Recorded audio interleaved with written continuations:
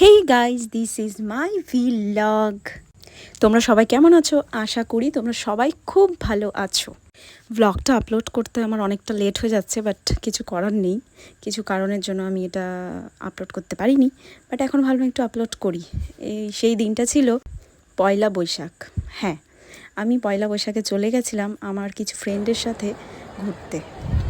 এই যে দেখতে পাচ্ছ, ভীষণ সুন্দর একটা মল, যেখানে সুন্দর ডেকোরেশন করা হয়েছে। কলকাতাতে কোনো অনুষ্ঠান বা কোনো কিছু থাকলে এত সুন্দর কলকাতা সাজিয়ে তোলা হয় যে খুব ভালো লাগে দেখতে। বাইরেও ভীষণ সুন্দর সাজানো হয়। তো আমি যেহেতু ভেতরে ছিলাম, তাই ভেতরে এই সৌন্দর্যটা তোমাদের সাথেও শেয়ার করলাম।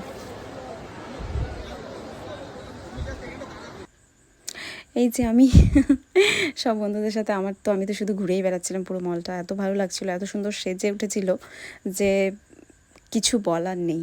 বাঙালি তো জানোই, 12 মাসে 13 পার্বণ।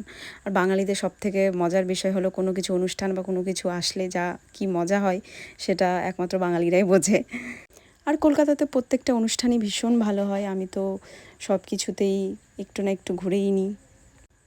তোমরা সবাই বলো আমার আউটফিটটা কেমন লাগছে, কারণ আমাকে আমার আউটফিট ভীষণ ভালো লাগছিলো এবং সবাই ভীষণ পছন্দও করছিল যে না, আমার আউটফিটটা খুব ভালো লাগছে।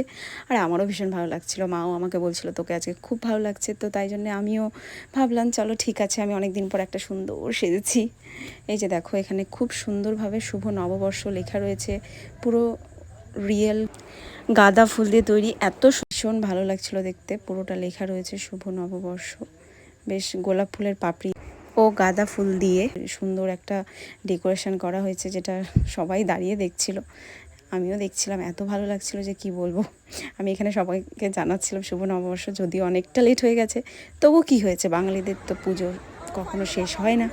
তো চলো এবার আমি চললাম টাটা, কারণ আমি অনেক আগে বেরিয়েছি। তো এবার চললাম। সবাই আমার এই ছোট্ট ব্লগটিতে লাইক কমেন্ট শেয়ার করে দিও।